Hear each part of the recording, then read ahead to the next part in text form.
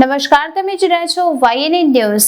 સમાચારમાં વાત કરીએ તો ભારત સરકારના સામાજિક ન્યાય અને અધિકારિતા રાજ્ય મંત્રી શ્રી રામદાસ આઠવલેજીએ વડોદરા શહેરની ખાસ મુલાકાત લીધી। તમામને સામાજિક ન્યાય મળી રહે તે માટે કેન્દ્ર અને રાજ્ય સરકાર કટિબદ્ધ છે, જેવું જણાવતા કેન્દ્રીય રાજ્ય મંત્રી શ્રી રામદાસ આઠવલે ભારત સરકારના સામાજિક ન્યાય અને અધિકારિતા રાજ્ય મંત્રી શ્રી રામદાસ આઠવલે વડોદરા શહેરની મુલાકાત લીધી હતી। ત્યારે વડોદરા શહેર સર્કિટ હાઉસ ખાતે માધ્યમો સાથે સંવાદ કરતા તેમણે કહ્યું કે આ સરકાર દલિતો, આદિવાસી, રાજપૂત, પાટીદાર, જાટ, મરાઠા, હિન્દુ, મુસ્લિમ એમ દરેક જ્ઞાતિ, જાતિ અને સંપ્રદાયની છે। તમામને સામાજિક ન્યાય મળી રહે તે માટે કેન્દ્ર અને રાજ્ય સરકાર કટિબદ્ધ છે। તેમણે જણાવ્યું કે ગરીબોના બેંક ખાતા ન હતા, તેમના બેંક ખાતા કેન્દ્ર સરકારે જનધન યોજના અન્વયે ખોલાવી તેમને સીધી જ સહાય આપવાનું શરૂ કર્યું છે। પ્રધાનમંત્રીના મુદ્રા યોજના અન્વયે 50,000થી 10 લાખ રૂપિયા સુધીની સહાય આપવામાં આવે છે। નાનો મોટો ધંધો રોજગાર શરૂ કરનારને કેન્દ્ર સરકાર દ્વારા સહાય ચૂકવવામાં આવે છે। આ ઉપરાંત ગરીબોને ઉજ્જવલા યોજના હેઠળ ગેસ કનેક્શન અને આવાસ યોજના હેઠળ મળતા ઘરનું સપનું પણ સાકાર થયું છે। આયુષ્યમાન યોજના હેઠળ પરિવારોને આરોગ્ય કવચ પૂરું પાડવામાં આવી રહ્યું છે। રાજ્યમંત્રી શ્રી પારોલ યુનિવર્સિટીની સ્કૂલ ઓફ લીડરશિપ ખાતે છાત્ર સાંસદ આયોજિત ભારતીય લોકશાહીમાં યુવાઓની ભૂમિકા વિષય कार्यक्रम સહિતના કાર્યક્રમોમાં પણ ઉપસ્થિત રહ્યા હતા। करोड़ से 30 करोड़ तक 30 करोड़ तक लोगों को लोन मिला है और बहुत सारे लोगों ने अपने छोटे मोटे धंधे शुरू किए हैं। तो एक स्कीम है। दूसरा प्रधानमंत्री उज्ज्वला योजना जो है, जिनके घर में गैस सिलेंडर नहीं है, ऐसे लोगों को गैस सिलेंडर देने का कार्यक्रम हाथ में लिया 2016 में और 2020 तक कम से कम 8 करोड़ 16,000 इतने लोगों को गैस कनेक्शन मिले ऑल इंडिया में। और गुजरात में कम से कम 29 लाख इतने लोगों को गैस कनेक्शन मिले हैं। सर आपने 30 करोड़ में अच्छी तरह से उन्होंने वर्क किया, उनको 19 मेडल जीते। पर हाल ही में जो भाविना पटेल है वो बड़ौदा आई थी, तो सिल्वर मेडलिस्ट है पैरा ओलंपिक में। उन्होंने ये बताया कि 300 रुपये जो मेडलिस्ट है, जो स्पोर्ट्स में है, उन लोगों के लिए सिर्फ 1 रुपया मिलता है। तो 300 रुपये वहाँ जो अच्छे लोग जिस तरह के मेडलिस्ट होते हैं, जो दिव्यांग नहीं होते, उनके पीछे ज़्यादा पैसा खर्चा होता है और उनको जो फैसिलिटी मिलनी चाहिए वो नहीं मिलते। यहाँ 1 रुपया मिलता है, वहाँ 300 रुपया मिलता है। तो ऐसा भेदभाव क्यों? हाँ, नहीं, इस पर हम ध्यान देंगे। अभी आपने जो जानकारी दी है, और अगर खिलाड़ियों की फैसिलिटी नहीं मिलती है उनका, हाँ ठीक है, तो नहीं मिलती है तो उनके लिए हम देने की कोशिश करेंगे। हमारा मंत्रालय का भी विषय है और मंत्रालय के साथ साथ स्पोर्ट डिपार्टमेंट का विषय है, क्योंकि दिव्यांगजन हमारे मंत्रालय से कनेक्टेड है, लेकिन स्पोर्ट मिनिस्ट्री भी इससे कनेक्टेड है। तो उन्होंने भेदभाव नहीं करना चाहिए। इसके लिए मैं जो अनुराग ठाकुर जी जो कि खेल मंत्री है, उनसे मैं बात करूँगा, उनको मैं पत्र भी लिखूँगा। और जो मतलब पटेल मैडम ने जो कंप्लेंट की है उसके तरफ ज़रूर मैं ध्यान दे दूँगा और ऐसा नहीं होना चाहिए। उसके लिए हम कोशिश करेंगे।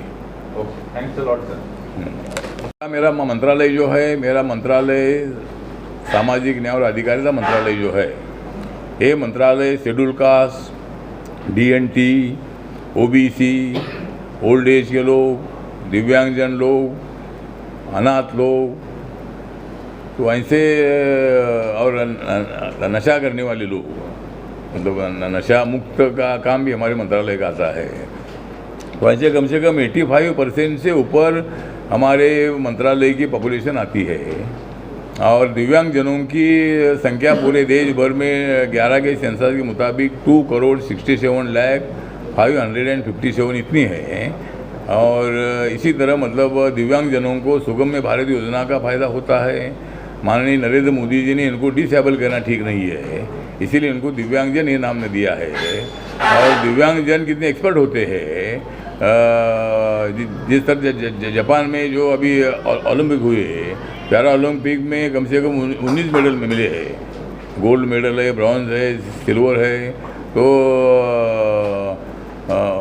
मतलब दिव्यांग जनों को इतने अवार्ड मिले हैं, मतलब जनरल कैटेगरी के लोगों को 7 अवार्ड मिले हैं, लेकिन दिव्यांग जनों को 19 अवार्ड मिले हैं।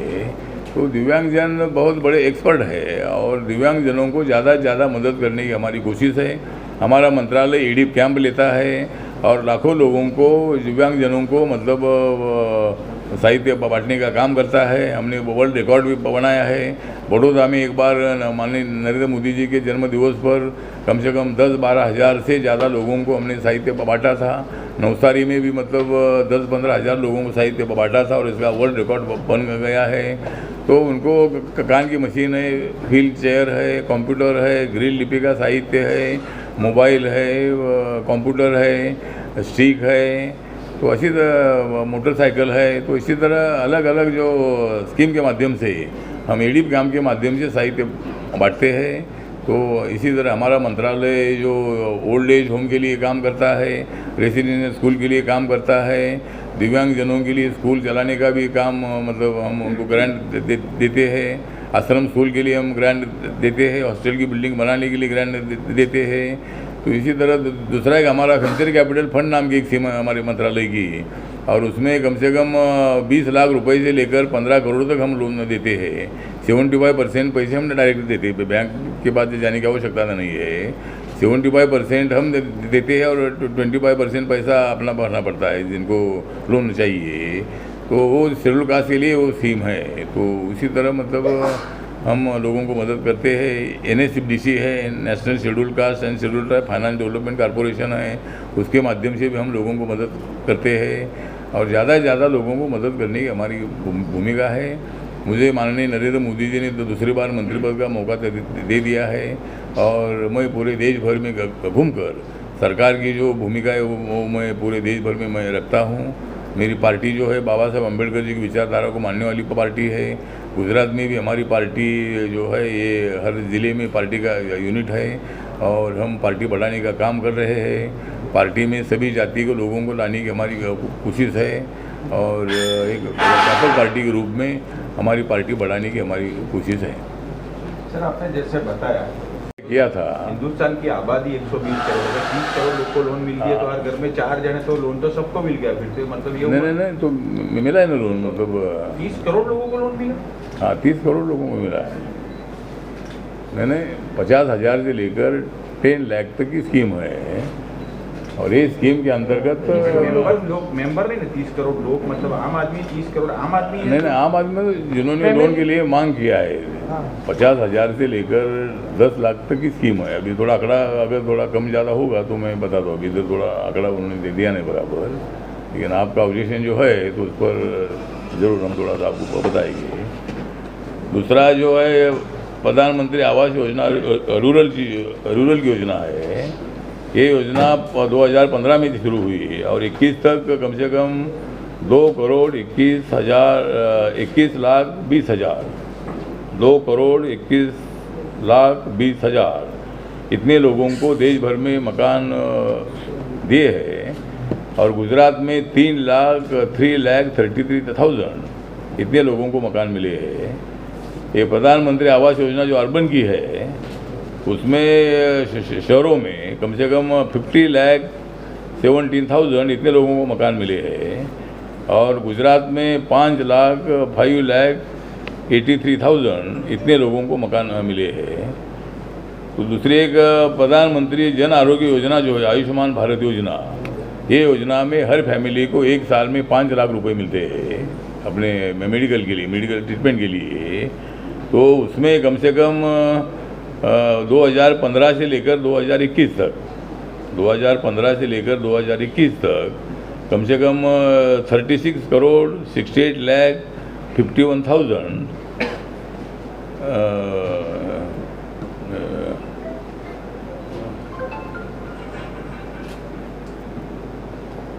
हाँ, तो मतलब ये जो अपने बल्ब है ये मिले हैं। तो मतलब ऐसी हमारा आपका जो सवाल है बात सही है। तो ये जो मैंने बोला कि प्रधानमंत्री मुद्रा योजना जो है, तो ये योजना मतलब जो शुरू हुई तो उसके बाद 6-7 साल में, मतलब 1 साल करना नहीं है आपकी आपका ऑब्जेक्शन सही है। ये आबादी अपनी 134 करोड़ है तो 30 करोड़ लोगों को लोन में मिला कैसा, तो ये एक साल में नहीं तो 5-6 साल में मिला है, मतलब 5-6 साल में। तो इसीलिए हर साल में 4-5 करोड़ लोगों को लोन में मिला है, मतलब ये जो है, इसीलिए वो तो 30 करोड़ का आंकड़ा है। तो बाकी जो हमारी सरकार है जो किसानों के लिए कानून बनाए हैं, तो किसान कानून किसानों के भले के लिए किए हैं, किसानों की आमदनी बढ़ने के लिए किए हैं। और माननीय मोदी सरकार क्यों किसानों के खिलाफ का कानून बनाएगी, उसमें क्या फ़ायदा उनका है? मतलब किसानों के खिलाफ मोदी जी नहीं है, किसान के लिए हम लोग काम करते हैं, तो उनको उनका नुकसान होगा ऐसा कानून क्यों बनाएंगे? लेकिन किसानों की गलतफहमी करने का काम नेताओं को कर रहे हैं। और इस आंदोलन में खाली पंजाब और दूसरा हरियाणा, राजस्थान और थोड़ा यूपी का जो पार्ट है, वेस्टर्न यूपी है, तो ऐसे लोग उसमें सम्मिलित हैं। तो ठीक बात है, कहाँ के लोग सम्मिलित है उनको मांग करने का अधिकार है, लेकिन सरकार का कहना यह है कि हम इसमें अमेंडमेंट करने के लिए तैयार है। जो बातें आपको पसंद नहीं है उसमें हम सुधार करने के लिए तैयार है, लेकिन किसानों की मांग एक ही है कि कानून पीछे लीजिए। तो कानून पीछे लेने से सरकार को ये लगता है कि अगर एक कानून पीछे लिया जाएगा तो हर कानून को पीछे लेने की मांग के लिए लोग एक जगह पर बैठेंगे और बोलेंगे भाई ये कानून पीछे ले लो, तो लोकतंत्र खतरे में आ जाएगा, पार्लियामेंट को कोई अर्थ नहीं रहेगा। इसलिए कानून पीछे लेने के बजाय आप इस कानून में क्या बदल करना है ये हमें बताइए। लेकिन उसके लिए मतलब किसान के नेता तैयार नहीं है, किसान तैयार है लेकिन किसान नेता तैयार नहीं है।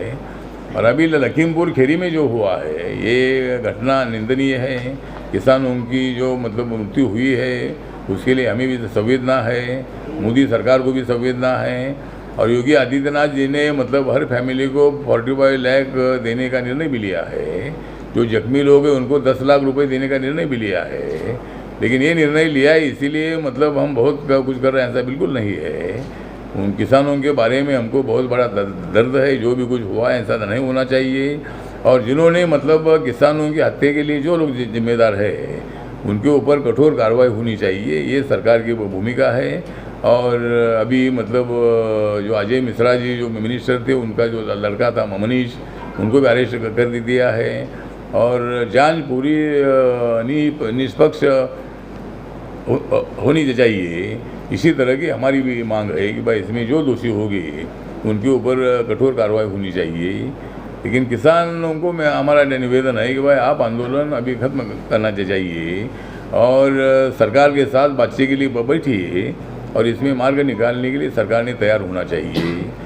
दूसरी बात यह है कि मैं बहुत सालों से मैं अकेला रिपब्लिकन पार्टी ऑफ इंडिया की तरफ से ये मांग करता रहा था कि SC ST और OBC में उनको जैसा आरक्षण मिलता है वैसा आरक्षण पाटीदार, मराठा, ब्राह्मण, राजपूत, ठाकुर, जाट इन लोगों को भी आरक्षण मिलना चाहिए। और जिस तरह OBC को आरक्षण मिला है 27%, उसमें 8 लाख की मर्यादा है, मतलब 8 लाख ईयरली इनकम जिनका है, मतलब 8 लाख के अंदर उसी फैमिली को रिजर्वेशन का फ़ायदा मिलता है। तो उनको 27% आरक्षण में मिला है। तो उच्च वर्णियों में भी गरीब लोगों की संख्या है, सभी लोग अमीर नहीं है। तो जिनका उत्पादन 8 लाख के अंदर है उनको आरक्षण मिलना ही चाहिए, ये मांग मैंने बहुत साल तक की है।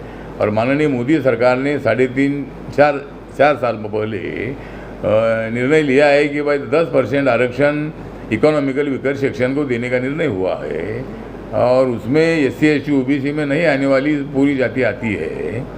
लेकिन यहाँ गुजरात में पाटीदार समाज की जो मांग है कि भाई हमको OBC में डालना चाहिए, तो उसमें अभी माननीय पटेल साहब जो अभी नए मुख्यमंत्री बने हैं, भारत सरकार ने राज्यों को अधिकार दे दिया है। और आर्टिकल 392A3 जो हमने अमेंडमेंट की है अभी लास्ट पार्लियामेंट सेशन में, तो उसमें राज्यों को हमने अधिकार दे दिया है। तो राज्यों को पाटीदार कम्युनिटी को OBC में डालने का अधिकार है और पाटीदार कम्युनिटी को OBC में डालने का निर्णय राज्य सरकार ने जल्दी लेना चाहिए। और पाटीदार समाज को मतलब आरक्षण मिलना ही चाहिए, ये हमारी पार्टी की भूमिका है। पहले से मैंने ये भूमिका हमने ले ली। जम्मू कश्मीर में है, आए दिन कलम 370 के रद्द होने के बाद जिस तरह से एक ही दिन में 5 हिंदू की हत्या हुई, अभी वो लोग वहाँ से वापिस अपनी जगह पे जाने का सोच रहे हैं, तो आपकी सरकार की नाकामयाबी नहीं है ये? नहीं, हमारी सरकार के पास तो है। अभी हमने 370 कलम इसलिए हटाया है कि जम्मू कश्मीर को भारत से हमको जोड़ना था, और आज़ादी के 75 सालों में हमको भारत के साथ नहीं जोड़ पाई थी। और आपने तो देखा होगा कि ये प्लानिंग से मतलब ये चल रहा है कि भाई वहाँ कुछ लोगों पर हमला करके वहाँ इसी तरह का वातावरण तैयार करे कि वहाँ कोई भी आदमी धंधा पानी करने के लिए ना आए। सरकार की कोशिश ये है कि भाई 370 कलम हटाने के बाद वहाँ उद्योगपति जाएंगे, वहाँ के अनएम्प्लॉयड लोगों को एम्प्लॉयमेंट मिलेगा, वहाँ की इकोनॉमी इम्प्रूव हो जाएगी। ये सरकार की भूमिका है। और अब अभी मैं वहाँ था, बांदीपुरा नाम का ज़िला है, वहाँ मैं जाकर मैं आया और वहाँ अपने BSF के जवानों से मैं मिला। वहाँ एक स्टेडियम में वहाँ मतलब स्पर्धा का प्रोग्राम भी हुआ था, उसका डिस्ट्रीब्यूशन भी हमने किया। वहाँ एक प्रदर्शन रखा था, तो वहाँ मैं अभी 6 तारीख को मैं उधर था। तो उसके पहले मतलब एक पंडित की भी हत्या हुई थी, एक सिंह की हत्या हुई थी, एक पासवान नाम का एक बिहार का एक मजदूर था, उसकी भी हत्या हुई थी। तो इसके पीछे इन लोगों का ऐसा प्लान है कि भाई जम्मू कश्मीर में हालत बिगड़ी है, इसी तरह का वातावरण तैयार करना, उस पर सरकार का पूरा ध्यान है। जो लोग इसी तरह के, और आपने देखा होगा कि 370 कलम हटाने के बाद बहुत सारे आतंकवादियों को मार गिराने का काम हुआ है। मतलब सबसे ज़्यादा आतंकवादी जो है ये मारे गए हैं। हम आतंकवादियों को जो जम्मू कश्मीर के हैं उनको हमारा निवेदन है कि आपने मेन स्ट्रीम में आना चाहिए। आपने इसी तरह के मतलब पाकिस्तान का तो सुनकर यहाँ वातावरण बिगाड़ने का काम मत करिए। आप हमारे साथ आइए, आप हमारे बीच में आइए और शांति से जम्मू कश्मीर का विकास करने का मौका हमको दे दीजिए। और मोदी सरकार जो है जम्मू कश्मीर के हर आदमी को मानती है। अभी जो इलेक्शन हुआ उसमें पंचायत राज का इलेक्शन में बहुत सारे लोगों ने वोटिंग किया था, तो इसका गुस्सा भी अनेक आतंकवादियों को है, पाकिस्तान को है। और पाकिस्तान बार बार इसी तरह की कोशिश करता है। तो इसीलिए जो आपने पूछा है कि भाई जो हुआ है अच्छा नहीं हुआ है, इसकी जांच पूरी चल रही है और आतंकियों को कड़ी सज़ा हम करने की हमारी कोशिश है। एक लास्ट सवाल, जैसे आपने बताया कि जो इंडियन पार्टी ऑफ इंडिया है और माननीय नरेंद्र मोदी जी के साथ हम लगातार 2014 से मेरी पार्टी एनडीए का एक पार्टनर है। तो नरेंद्र मोदी जी की सरकार जो है ये सरकार दलित, आदिवासी, ओबीसी, पाटीदार, मराठा, राजपूत, ठाकुर, ब्राह्मण, हिंदू हो, मुस्लिम हो, सभी जाति धर्म के लोगों को सामाजिक एवं आर्थिक न्याय देने का काम कर रही है। और लगातार 7.25 सालों में हमारी सरकार ने जब 2014 में जनधन योजना शुरू की थी तो बहुत सारे लोगों का बैंक से कोई संबंध नहीं था, लेकिन गरीबों के अकाउंट बैंक में खोलने का मौका पहली बार मिला। और 2014 से लेकर 21 तक 7 सालों में 43 करोड़ 22 लाख 22,000 43 करोड़ 22 लाख 22,000 इतने अकाउंट पूरे देश भर में खुले हैं। और गुजरात में कम से कम 1 करोड़ 63 लाख 40,000 1 करोड़ 63 लाख 40,000 इतने अकाउंट खुले हैं।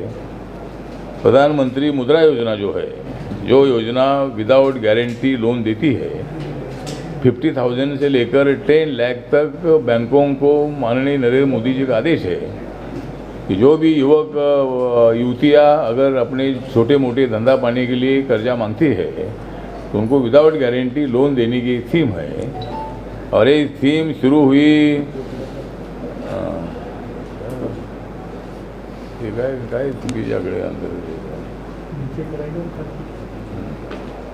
तो ये प्रधानमंत्री मुद्रा योजना में कम से कम 30 करोड़ से ज़्यादा लोगों को फायदा हुआ है। अभी थोड़ा गुजरात का आंकड़ा इधर थोड़ा नहीं है, लेकिन पूरे देश भर में 30 थोड़ा से इधर गया का क्या समझ पड़ नहीं, समाज कल्याण नहीं रे, लाइजर अपना ऑफिसर PA क्या? किधर है? तो वही आंकड़े ऐसे